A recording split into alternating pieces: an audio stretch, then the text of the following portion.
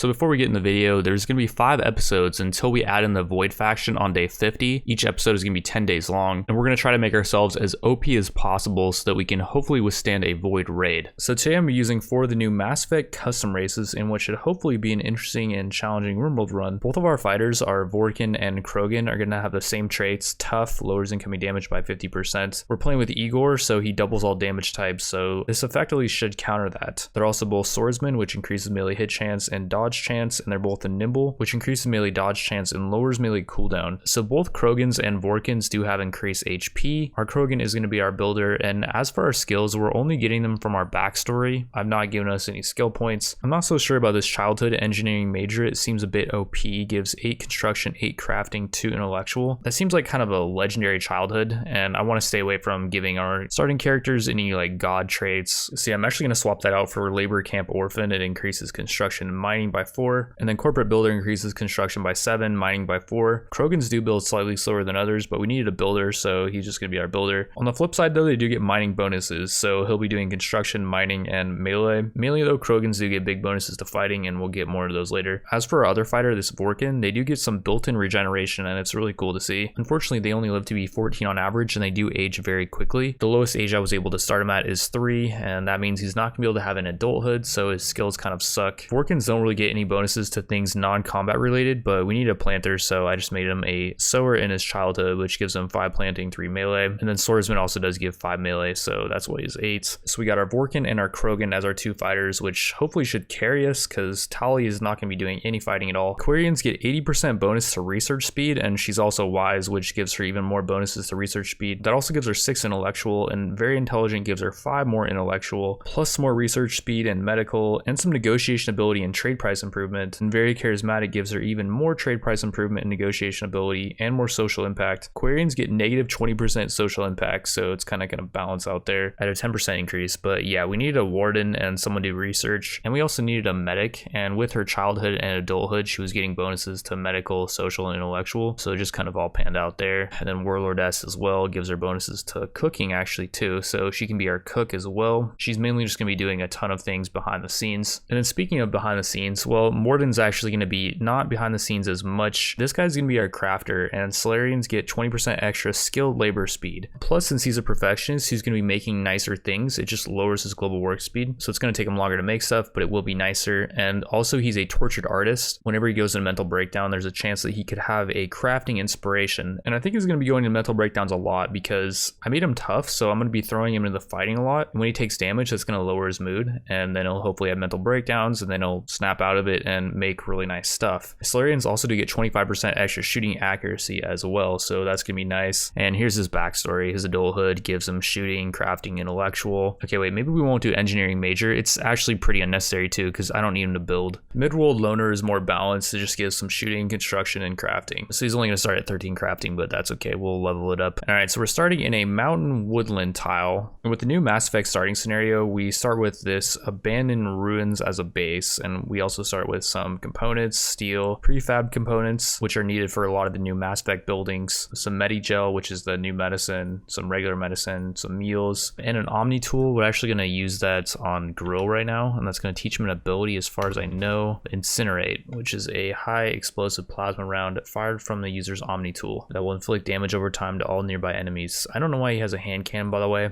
I try to make it so everyone started with no weapons, but it's fine. Like, the starting scenario does start you with, I think, 3 pretty high tier weapons and then a set of armor. So the fact we have this pretty low tier revolver is pretty okay, I think. Just on a really small side note, there's a constructed roof over here that's not roofing over anything, just kind of a roof floating in midair, being supported by these trees, I guess. I don't know. But yeah, we're not going to worry about it. We do want to explore this base now, though. We started with 2 prefab solar collectors, which I think that's kind of lucky. The question is, do we have a solar generator? Our base is kind of messed up because it was spawned in the mountain, so it's kind of weird. And like, yeah, we got part of our base over here just built into the mountain, which isn't really that bad of a thing as long as there is stuff. Like, I deconstructed 2 of these walls, and yeah, there's not a room. Oh, there we go. We got some fusion cell batteries, I guess, which work at 60% efficiency. I think regular batteries are only 50. So that is really nice. And yeah, we don't have the ability to make batteries or like these solar collectors or anything yet. We got to research all that. So yeah, It's kind of a weird base loadout though still. I think our main priority now is going to be just mine into here so we can connect these batteries and the solar collectors to this room over here, which is going to be our starter room, I guess. Do also keep in mind I am playing with Igor and Vader on 500% threat scale, so we got to be preparing for a really early raid. And I don't like the idea of making Rex do this mining project really early on. Like, I'd rather have him just build up our defenses, but I don't see really any alternative to getting power lines over here to our main area unless we build power lines going like all the way around down here, which we could do that. Oh, and there we go. We just mined into our briefing table room. I was wondering where that was. So it looks like it's actually a good thing that we are doing this mining project. There's a prefab wall over here. That's really odd. I wonder if it's leading to anything. It's leading to another prefab wall, which is leading to another one. There's no ancient danger or anything back here. This is just weird. Bunch of prefab walls back here. They're basically just a little bit stronger than steel walls, and they require a prefab component, which is half the price of a regular component. And they build really quickly. They only take 1 work to build, whereas normal steel walls only take 3 work. Now I think about it, we don't really need this room over here. Like, we could just move all this stuff over to this area back here, and that would actually be safer. As for like our end goal with the base, I think we want to move to maybe like back here, because sappers are going to try to go like this way to get at us if we build our base like right here. But for now, we just got to kind of base around these prefab solar collectors. And okay, yeah, so I think for the time being, we'll just set up a base back here, like a temporary barracks, till we can get just like a basic defense system set up. Our Krogan Rex can carry a lot of stuff. It can carry 281 kg of stuff, because yeah, with one of my mods, it multiplies the body mass times the carrying capacity, which Krogans are pretty big. They have a body size of 1.5. What's weird is the carrying capacity says there's already a multiplier for body size, bringing it up to 188. But then if you multiply 188 times 1.5 again, that's where you get his total mass carried now. So I'm not sure if it's doing it twice or how that's working exactly. But yeah,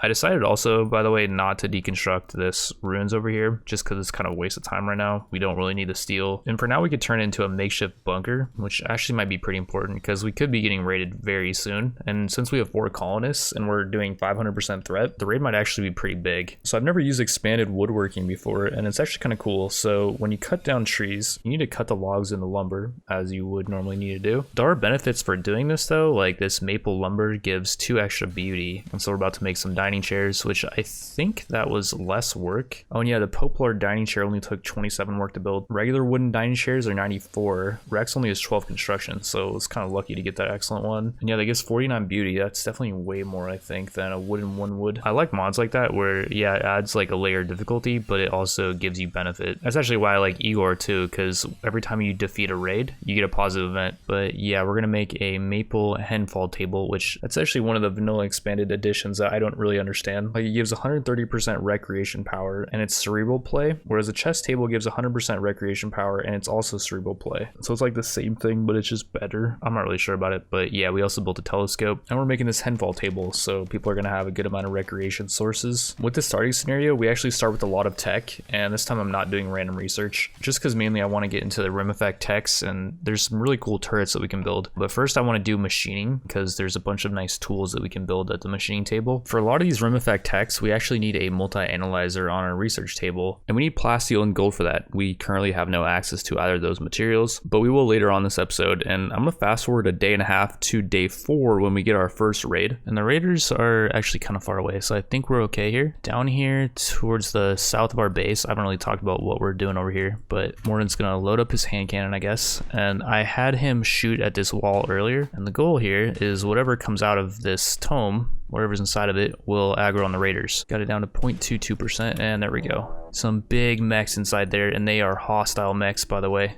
Part of me kind of wants to just let these mechs deal with the raiders, and like once we've kind of figured out what's going on here, ooh, flamethrower, and 1 raider already dead. And there's another one coming in too. This actually might be a little bit rough, so yeah, I'm just gonna wait for the mechs to deal with the raiders, because I'm pretty sure they win, yeah. And we're in a woodland tile, by the way, so we're gonna have to deal with this fire. Like, it could burn up a good portion of the map, I think. And yeah, if we could get out here to grab this gear before they burn up, that'd be really nice. They have some really good stuff. So this raider Voriva made it out, and this fireworm's chasing him, as well as these phalanxes are chasing him. And then we got the 3 raiders over here burning up. Their equipment is still pretty good durability, like really good durability actually, for the fact that they were burning. I think we're just gonna have Rex and Grill come out here and try to just strip them really fast before we do anything. We could actually try to take on this phalanx too. It does have 18 cryogenic gun ammo. Is it gonna get a shot off? No, it didn't. Yeah, it did actually. But Grill, so I haven't talked about him. He did get hit, actually not that bad at all. And yeah, there it is, the 158% tend on himself. Do we need both these guys to hit this thing? Because, okay, yeah, let's just have Grill go over here and strip this guy and pick everything up. This is a tier 3 android, which is being remotely controlled, but we might be able to sell it off for something decent. We got another phalanx coming over here. Rex, you need to kill that one, dude. So we got some stuff that we need to grab, like this anti-material rifle. Let's grab that for sure. It's the normal one only. Let's strip this guy too. Nice, we killed that thing. How much damage? Rex took no damage, aside from the cryogenic gun frostbite that he has. He dodged, I guess, all of its attacks, and crap, it's getting shots off. On Grill, it's not ideal. Vorkins do have extra HP, so his torso is really tanky, like 48 HP. 36 on the arms, but yeah, we're gonna have this dude strip, or maybe just capture this guy so we can get him to stop burning. Wait, wasn't there another raider over here somewhere? Oh, Nereus is dead. Let's just capture this person, and then I'm pretty sure this robot will not get back up, and Rex will just deal with these guys. Yeah, Grill's tending himself. His wounds are just auto healing basically. We got the fireworm coming back in too, which is annoying. Nice, we killed that thing in good time though. We'll have Rex go over here and hopefully not get burned. He did get burned. You put the fire on yourself. You're gonna there we go. And okay, now you can deal with the fireworm while everyone else comes over here and tries to extinguish this fire. Let's see if this prisoner is actually bleeding really bad. I didn't see. I made this room a makeshift prisoner cell. And yeah, crap, they're gonna bleed out in 3 hours. Oh, and they're thin-skinned, I guess. That's why they're bleeding so bad. They just have one wound, so maybe we can have Grill tend it up. I want to have Tali do it, but she's fighting the fire right now. And yeah, we'll just have Grill tend this one wound. I think that's all it's gonna take. It's gonna be a terrible tend, don't get me wrong, but yeah. Meanwhile, over here, Rex is handling this fireworm okay. Oh, and then Wanderer joined. Wait, what? We just got a Wanderer join event. Oh, from dealing with the raid, I guess. Was there a positive event? Is she any good? I mean, she is beautiful. I like that hairstyle too. That's kind of hot. I mean, don't get me wrong. She does dislike men though. So I don't know if that's going to be all that helpful. I don't know if we're going to keep this girl because yeah, she doesn't seem especially good at fighting and really anything that we need around base. And since she's beautiful, she will actually sell off for quite a nice profit. We'll try making it with wood, but apparently we can't make it with, okay, we're getting raided again. Just by one dude though. This person is also really good, by the way. They're magically gifted, which is going to increase the market value by quite a bit, and they're tough. This person's really good. It would be nice to knock them out, but I kind of doubt it. It's going to happen. Wow, we're attacking really fast. And wait, we knocked him out? Okay, that's really good because the dude is magically gifted and he's tough. I'm not really a fan of Mana Well because it allows him to hold more mana, but it reduces mana regen. We will for sure capture him though. And like he had this cloth apron that increases global work speed and labor speed. We got another Wanderer join event. So this guy is thin-skinned. It's not a good trait. Animal hater. He's an animal hater and he's a dog person. Wait, how are these not mutually exclusive is the word, I think? And they're part of the same mod, Vanilla Traits Expanded too. So I'm not really sure what that's all about. But yeah, I think we will definitely dump this person off. They do not seem especially good. Man, crap, this actually is what I was just about to talk about. So we're getting a fat siege because we have so many colonists. I was literally just about to sell Denise and Apoli off. If we had 2 less colonists, this would have maybe not even been a siege, might have just been a raid. Now we gotta deal with a siege. So one of the raiders earlier had an anti-material rifle, which has a really good range. We're gonna have Morgan come in here and try to get some shots off. This person also has an anti-material rifle, which could be disastrous actually if that were to hit on like Morden. Let's just try to hit like this dude though, because they're going out of range. And meanwhile, over here, we're gonna have these guys actually mine out an escape path for us. It's more than his chance to hit this guy. Only 9.1%. Yeah, his shooting's not that good. I guess tier 1 androids are smaller. They have 50% target size, so they're harder to hit. We do have like 23 shots though to hit this guy. When we're getting raid imminence, they're gonna raid us in 12 hours. Oh. Okay, we hit this guy and they're now assaulting us. Let's actually put the anti-material rifle away and we're gonna run to the west. We're gonna hope that none of these guys are quick enough to run us down here. This guy looks really fast. Is he a fast walker or something? No. We got this guy cutting us off. We're gonna have Rex come back and try to help out. We also could open up this ancient tome as well. Question is, what could be inside though? Okay, we're gonna have Rex go attack this guy actually. Rex actually kind of wants to get hurt because it's gonna increase his movement. And we'll have Rex just melee that guy. Then we'll have Morden come over here. He's deconstructing this wall. So I'm guessing Rex is gonna get hit here. Okay, and then we open up the tome. There is a few things inside. They're not hostile though from the looks of it. There's a Geth trooper in here. So 2 mechs and a Geth trooper. Rex, you need to run. He resisted something. I guess it was some kind of spell that they casted. Let's see, is Rex getting no permanent injuries? That's good. And yeah, just run and let them run into the... They're gonna steal what they can and leave. This greater bloodroom has a value of 3,500, I guess. So yeah, I guess that's what they're gonna try to steal. Yeah, they're going for it. Raiders are really smart in this game, actually. Like, they know how to really annoy you. But yeah, let's have Morgan come over here, start taking pot shots at these guys, and then Grill and Rex can start dealing with these guys. Rex is bleeding pretty good, I will say. He's gonna bleed out in 23 hours if things keep going that way. What is that, a grenade launcher? Did we just get hit by a grenade? It's not paying attention. Yeah, we did. Shredded. Really bad, actually. He's gonna bleed out in 13 hours now. Okay, well, let's run. He's still moving above 100%, but yeah. Okay, nice, you hit your own dude. Surprised these guys are actually worrying about us and not going for these mechs. Did they already take care of them? We got the Geth over here with his pulse rifle. This thing fires burst shot counts of 20, but it only does 4 damage. Chews through spacer ammo, though. It's probably not something that we want. I wouldn't be surprised if one of these caskets got open too, just in the chaos. But yeah, let's pull back with the Rex, I guess. We'll just have him go heal up, go bandage him up. I would really like to get that blood in. Okay, yeah, they opened up the caskets. We got Malcolm knocked out over here. It's not that good. The question, I guess, is like, do we come out here and run these guys down, or do we just focus on healing up? All right, so I think the way we're gonna do this is Rex is gonna go heal up, and then we're gonna have Grill come out here, and we're gonna showcase his combat ability. And yeah, Tali's gonna tend up Rex with some Glitter World, and meanwhile, these guys are gonna try to run the Raiders down. These Ancients actually do have some nice stuff. It would be nice to take them out. Like, they have plasteel, 41 plasteel on this person. We can try to capture these guys. If we do, though, we'll be at war with the Ancients. There's a bunch of tomes on the map, so I don't really know if it's the best idea. And we're hostile with the Ancients now. Let's have Morgan come over here and just melee Jolie, I guess. I probably should have done that in a different order of operations, but she does only have 2 melee. Morgan has 1, but it looks like he's going to be okay. He's tough. Yeah, we'll hopefully knock this person out, actually. That'd be good. Grab the advanced component, the plasteel. I think it was worth. We did capture one of them. So we captured one of the Ancients. We also got this dude, Malcolm, who's going to bleed out in 5 seconds. We're using Medigel on him, though. So I didn't realize this at the time, but we used 4 of our precious Medigel on this idiot Malcolm, who, this guy sucks. Medigel is evidently really powerful, but it's 750 a pop. So yeah, that was not a good use of it.